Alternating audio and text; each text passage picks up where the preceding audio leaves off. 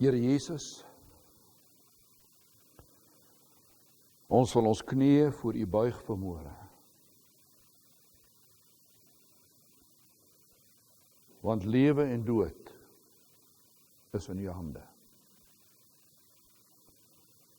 Ons buig ons voor U hart en siel en gees.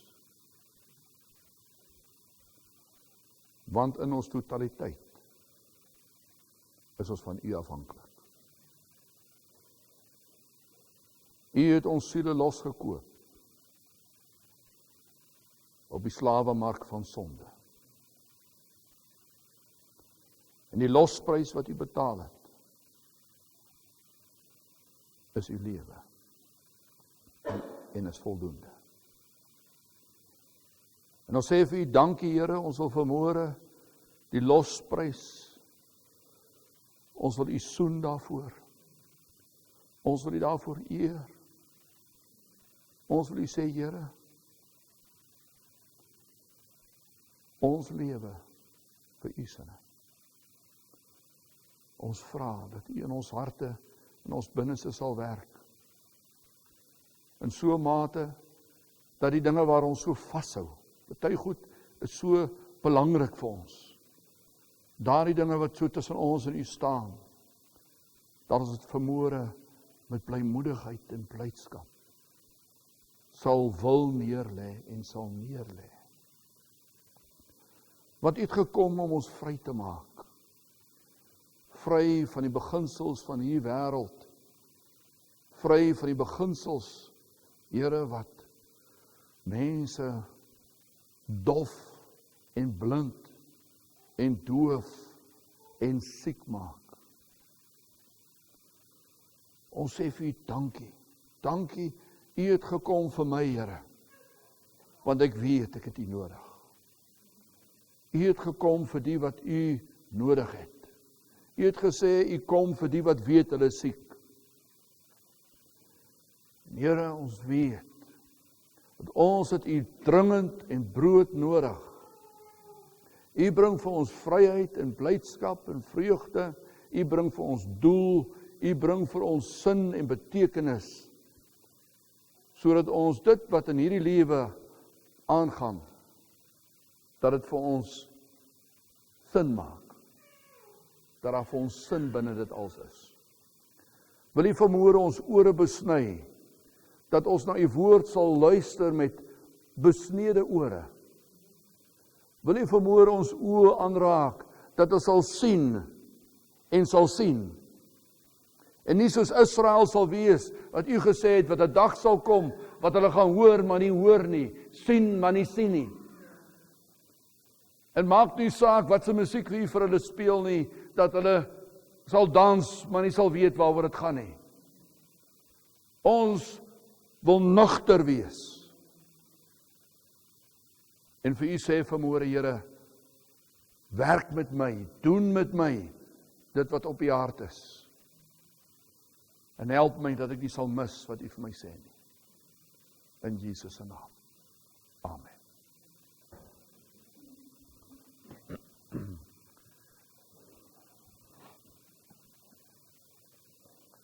Ek het vir U daai een keer genoem van U wat hier was, maar in elk geval 'n hele ruk terug was ek in Gisela in Utrecht. En ons was daar, Utrecht is 'n dorpie binne in 'n wildtuin aan Noord-Natal. En ons het vleis gebraai saam met my oom hulle. En toe kom die predikant van die dorp daar verby gery en natuurlik almal ken mekaar, hy hou toe stil en begin toe gesels. En my litte was bietjie styf eers in die begin.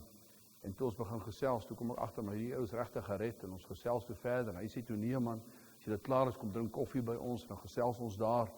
En toe gaan ons weer soontoe, toe gesels ons nou nog tonne by die huis. En is 'n wonderlike geredde man. Loof die Here daarvoor. Hy het nie 'n gemeente nie. Hy is 'n sendingpredikant. En toe praat ons, toe sê ons, wat is ons plig? As dienaars van die woord. Wat is enige predikant, pastoor, maak nie saak wat sy titel is, wat sy naam is nie. Wat is ons verantwoordelikheid Eerstens, dit is om mense na die Here toe te lei, sodat mense die Here aanneem, sodat mense wedergebore kan word, in die koninkryk van Christus in. En ons tweede, net so belangrike roeping, is om mense te lei deur die woord en heiligmaking. Dis die begin en die einde van 'n dienaar van die woord se roeping. Want sonder heiligmaking sal ons die Here nie sien nie.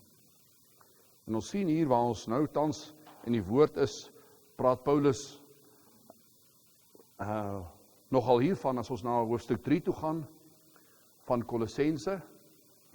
Kolossense hoofstuk 3. Praat die Here met u en met my. Ons gaan die eerste 9 verse vandag na kyk. Ons slaan nie een woord oor nie, so ons doen die laaste versie, sodat ons seker maak dat ons doktrine die waarheid is. Ek gaan vir julle uit die ou King James Bybel uitlees, Kolossense hoofstuk 3, die eerste 9 verse. If ye then be risen with Christ, seek those things which are above, where Christ sitteth on the right hand of God. Set your affection on things above, not on things on the earth. For ye are dead, and your life is hid with Christ in God.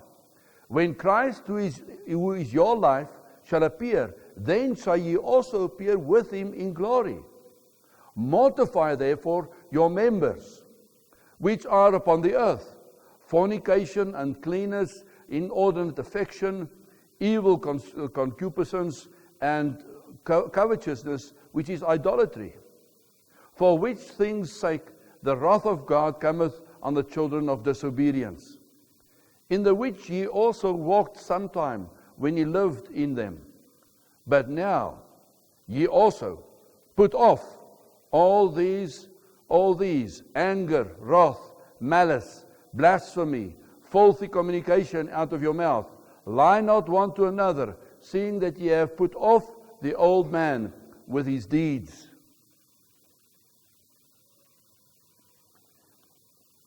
So naas u redding is die boodskap van heiligmaking en die begrip en die verstaan daarvan ontsettend belangrik.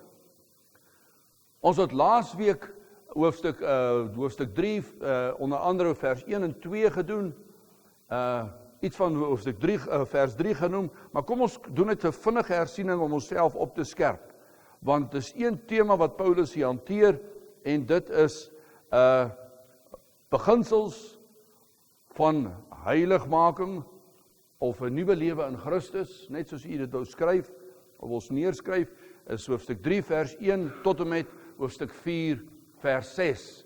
Is dit min of meer die tema wat die Here met ons daar bespreek, en van ons duidelik maak. Nou hy begin en hy sê, if, die 33 vertaling sê as, ons is nou by vers 1 van hoofstuk 3, as jy dan, if ye then, be risen with Christ, seek those things which are above, where Christ sitteth on the right hand of God, set your affection on things above, not on things on the earth. Nou ons het laasweek vir mekaar gesê, daar's 'n vier beginsels wat die Here daar met ons deel. Before we can be risen, hy praat van, as jy dan opgestaan is, as jy opgestaan het, om op te kan staan, want daai opstaan beteken opstanding vanuit die dood uit, dan beteken dit eerstens, dat ek moet sterf in myself. Ons gaan net nou verder nog kyk wat die sterf impliseer en beteken. Maar ek moet sekere dinge insterf. Ek moet in myself sterf. In self moet ek sterf. Sodat hy my kan opwek. Nou ons weet, dit gebeur nie in totaliteit nie. Die Here is met u by 'n spesifieke plek in u lewe, in u wandel, in u verhouding met hom. Sekere dinge wat u die hele tyd na vore kom, wat u sien, jy sien, myself kom die hele tyd na vore. Ek is selfsugtig, of ongeduld, of wat 'n vorm van van die ou mens, of van die ou natuur, of die ou karakter van jou, wat na vore kom. Dit is in daai aspek wat die Here wil hê, jy en ek moet dit neerlê, vir hom vra om dit te kruisig in jou lewe, sodat hy uit die sterwe en die afsterwe en die aflei daarvan, dat hy sy karakter kan opwek in jou daar, in daardie opsig. Dis wat Paulus hiervan praat. Dit is wat ons noem die kruisweg, wanneer die kruisweg volg. Geen herlewing nie, en ek het al die herlewings bestudeer, wat ek in die hande kon kry, in my lewe. Geen herlewing sal ooit in jou en my lewe plaasvind, as u en ek nie in self sterf nie. Ons kan nie verby dit kom nie. Self staan tussen jou en die Here, tussen my en die Here. En die Here gaan self aan u, jouself en self, aan jou en my openbaar op verskillende maniere. Hy gebruik mense om jou, hy gebruik baie keer die mense die naaste aan jou, en dan gebruik hy politiek, ekonomie, droogtes, oorstromings, alles om daai ou mens op te klits, sodat jy kan sien wat dit is, en jy kan proe hoe bitter dit is, sodat jy dit voor die Here kan neerlê, en vir die Here sê, Here, ek wil wegdoen met hierdie goed, ek wil dit nie hê nie, ek wil dit nie volg nie, ek wil nie hê hierdie karaktertrekke, en hierdie tipe dinge moet my regeer, en my beheer nie. Wil u dit asseblief in my lewe kruisig? Ek sal dit elke keer vir u bring. Help my om dit die hele tyd voor u te bring. Want jy weet, dit snaaks hoe die Here werk. Hy gebruik 'n taxi voor jou, en dan gebruik hy die hond, en dan gebruik hy die bediende, en dan gebruik hy jou man, dan gebruik hy jou vrou, om elke keer dieselfde tipe ding na vore te bring. Sodat jy weet, right, die Here se soeklig is op dit. So die Here laat ons nooit in die duister nie. Wat ons wel in die duister laat is wanneer ons nie wakker is om te sien hoe die Here vir jou wys wat hy wil hê jy moet aan hom voorlê nie, aan hom oorgee nie. Dis wanneer ons begin in die duister, wanneer wil ons begin ons koppe wegdraai en toelaat dat die vlees en die ou mens aangaan met sy ding. Dis waarvan die Here hierso praat. Hy sê, as julle dan nou opgestane is, met ander woorde, as julle self, die self, julle ou karakter, julle ou manier, julle ou persoonlikheid, die een wat so 'n bietjie stink, as julle dit nou neergelê het, en die Here het van sy karakter begin opwek in jou, seek those things that are above. Hy sê, soek die dinge wat daar bo is. Ons het laasweek daarna gaan kyk, en gekyk wat beteken hierdie soek. Want ons kan 'n klomp van ons eie doktrine hierby inbring, en ek wil u net herinner wat ons gedoen het. So ons het gaan kyk na die woord seek, soek. Maar as ons na die woord gaan kyk, en ons gaan kyk na die Grieks en die Hebreëus, veral in die Hebreëus is baie omskrywend, die woord en elke letter in die woord omskryf die betekenis van die woord. Dan hoef ons nie ons eie doktrine te formuleer nie, die woord spel sy eie betekenis vir ons uit. So die woord soek, het ons gesien in die antieke Hebreëus, word so geskrywe, seek, so, bet, kof, en dan shin.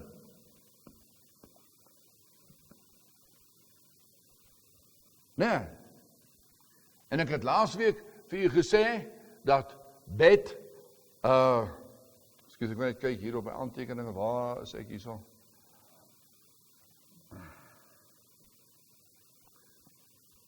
Right, soos ek vir u gesê het, nee, dis bet, kof en shin, en toe het ek gesê, as ons tyd het, kan ons elke letter sy betekenis en sy spelling, want elke letter het 'n spelling. Klink eienaardig, maar dit is so. Bet het 'n spelling, is B-E-T-H, of B-E-I-T-H.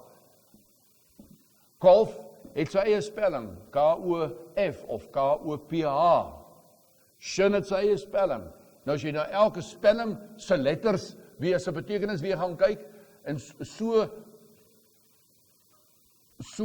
beskryf die letter, die woord, soos ek laasweek verduidelik het. Ok, laasweek het gesê, kom ons kyk net na byvoorbeeld die letter kof. Hoe om die Here te soek. Kof. Kof wat ons gesê, word so gespel. K, né? Die K, kof, K, wo, en P. Dit is antieke Hebreëus.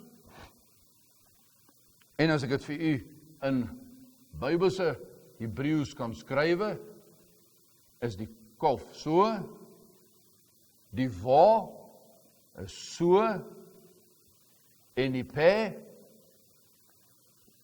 is so. Dieselfde woord, hierdie is antieke Hebreëus, en dit is Bybelse Hebreëus. Nou, hoekom doen ons dit so? Ons wil net probeer verstaan, wat is die woord soek? As die Here sê, soek my in al jou weë, hoor u wat die Here sê? Soek my in al jou weë. Ek gaan net vir u sê, het staan in Spreuke, soek die Here in al jou weë. Hoe soek ek die Here in al my weë? Dis wat ek nou probeer vasstel hierso. En ons het gesien, dat hierdie woord kof, as ons net aan die woord kof, en ek het vir u gesê, as jy reg onthou, baie preekstoele het 'n kleed gehad, onder andere moet hierdie kof teken op. Kof beteken heiligmaking. Kom ek skryf dit vir u. Heiligmaking.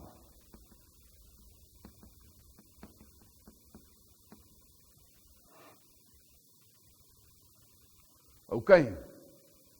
En kof word dan so gespel. Soos ek vir u sê, hierdie is kof, kan jy hoor, dis 'n woord. As jy nou hierdie woord spel, verder spel, dan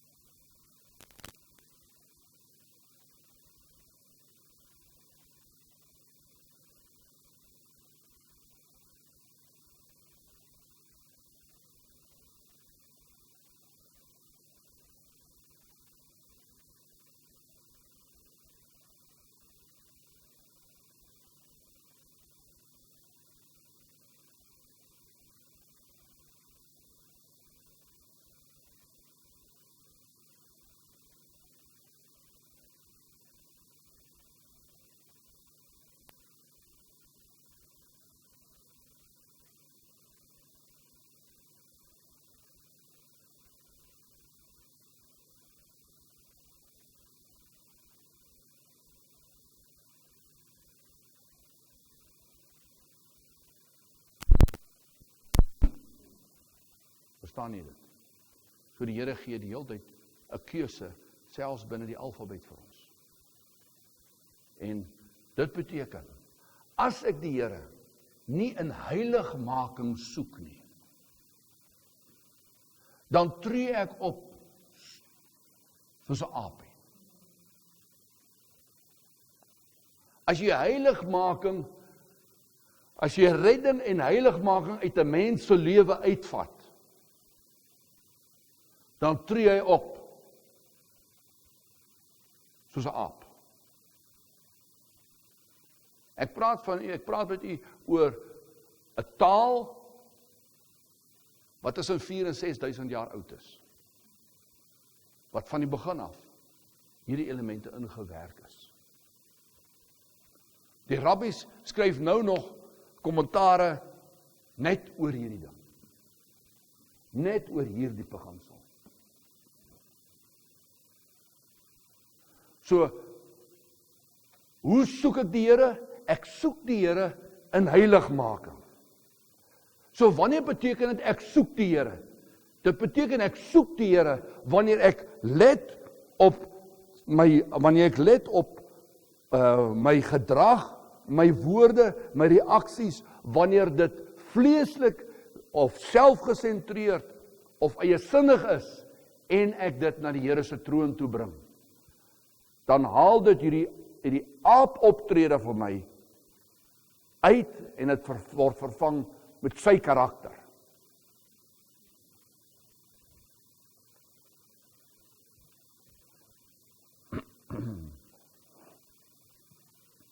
wanneer ons, en dis baie duidelik wat hulle sê, en dit is, it's God's righteousness, ek praat nou Engels,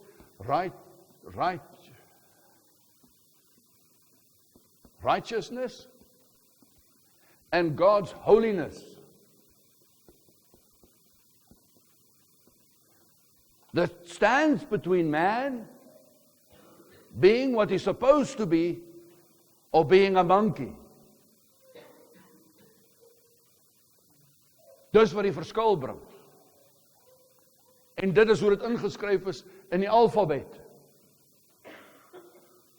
So vat enige mens, vat vir my, toe ek nie die geregtigheid van Jesus Christus aangeneem het, deur myself neer te lê, en vir hom te vra, om in my lewe in te kom, en in my te kom woon, en sy geregtigheid deur my te lewe nie, toe het hy my gered, nee.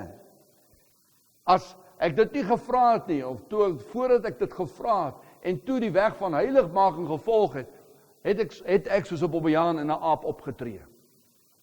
Ek kan dit baie duidelik onthou, dis 38 jaar terug. Ek weet wat uit my besluite bestaan het, ek weet wat se tipe gedrag ek gehad het, ek kan alles baie duidelik onthou. En die probleem is, wanneer hierdie nagemaak word, wanneer heiligmaking nagemaak word, dan is dit duidelik vir die mense om jou, dat hierdie aapster triks is, wat jy probeer uithaal. En dis die dinge wat Paulus aanspreek. So ons praat nie van 'n pretens nie, ons praat nie van 'n klomp reëls nakom nie, want dit is nie hoe God se geregtigheid, Jesus Christus se geregtigheid in jou en my tot stand kom nie. Johannes 1 vers 12 sê die woord duidelik, vir hulle wat hom aangeneem het, aan hulle het hy krag gegee om kinders van God te word. En dan die versie wat daarop volg, sê hy gebore, nie uit bloed nie, nie uit vlees uit nie. Help my nog, hoe gaan hy aan? En dan sê hy, maar, ekskuus tog? Maar, uit die wil van God uit, vanaf dan geboorteplaas. So dit is hoe, wat heiligmaking is. Hy sê, dan word ons kinders van God, soos wat Christus in ons groei. Christus kan net in ons groei, wanneer ons die weg van heiligmaking volg. Punt. Daar is niks verder daaroor te sê nie. En daarom het Paulus in die vorige verse, sal jy reg onthou, het die Here met ons gepraat oor the tradition of elders, kerkgewoontes, kerktradisies, wat Paulus daar aangespreek het. Hy het gepraat van asketisme, hy het gepraat daarvan legalism, of om reëls na te kom, om daarmee te probeer heiligmaking volg en afstreke in jou lewe aan te spreek.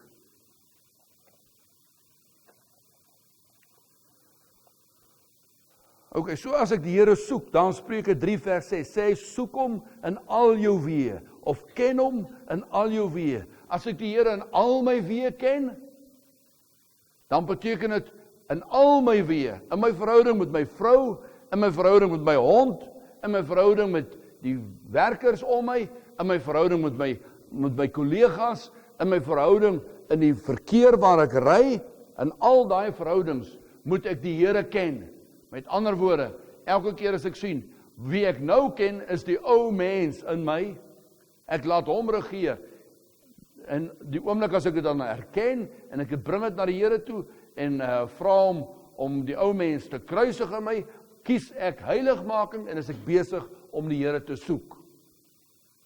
Want die indruk wat ek baie keer kry, is dat mense dink, hulle soek die Here net, wanneer hulle in hulle binnekamer ingaan, en bid, en Bybel studeer.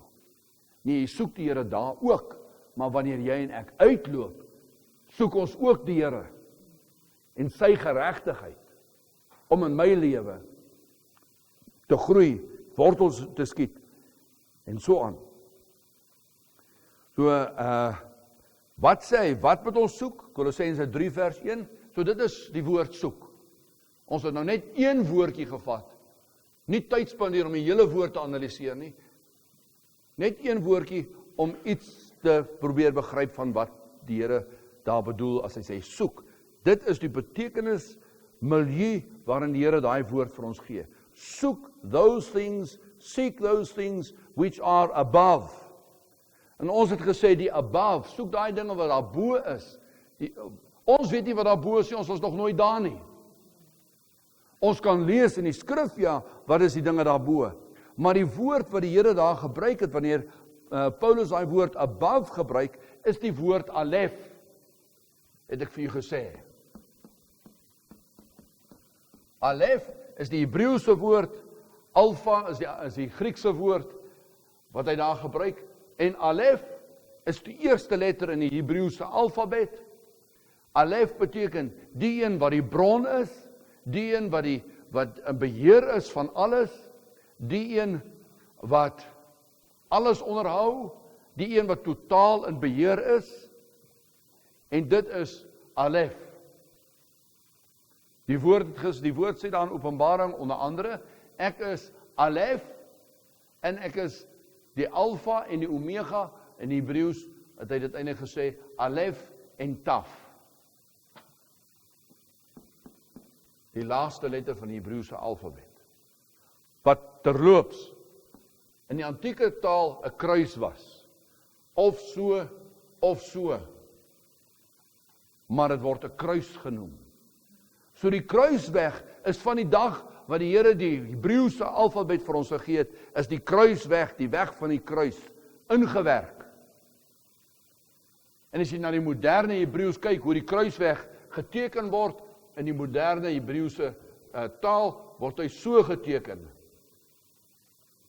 Dis als dieselfde letter. En die rede hoekom hulle sê, hoekom die Here 'n voetjie aan daai een gesit het, is want hy loop vorentoe, want dit is nie die einde van die alfabet nie, dit vorm weer die begin van die alfabet, want die begin gaan weer terug alef toe.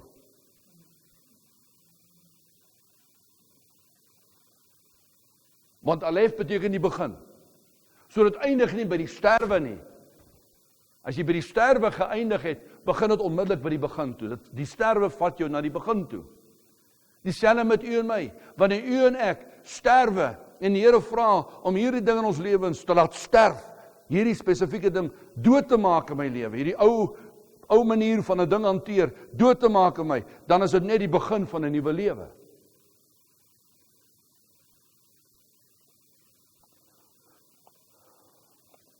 So hy sê, soek. Wat moet ek soek? Ek moet die Here in elke omstandigheid soek. Dat hy alef is, dat hy in beheer is, dat hy die middelpunt is, en dat alles om hom draai. Jy weet, dis die definisie van tyd. Moes een keer 'n boodskap gebring het, by 'n dame wat hier in die kerk was, wat 'n baie bekende chemikus was, wat dan ongeluk oorlede is. Die vir die wetenskaplikes vra, wat is die definisie van tyd? Wat is die Hebreëse betekenis van die woord tyd? Want as ons weet wat is tyd, dan weet u wat u het en wat u nie het nie, want ons almal het tyd. Elkeen van ons wat hier sit, is die horlosie besig om af te tik, sekonde vir sekonde, vir sekonde, vir sekonde. U en ek het tyd, soos wat ek hier staan, tyd. Wat is tyd? Want hy sê, daar's 'n tyd vir alles. Daar's 'n tyd om dood te gaan, daar's 'n tyd om geboorte te gee, daar's 'n tyd om te begrawe, dan gaan hy so aan, daar's 'n tyd om te dans, daar's 'n tyd om te ween, daar's 'n tyd om te lag, tyd om te huil, tyd, tik. Wat is tyd? Die Hebreëse definisie van tyd is presies hierdie ding. Tyd is die wetenskap definieer tyd as cause and effect. Né? Tyd is 'n punt wat die middelpunt is, waar rondom alles draai.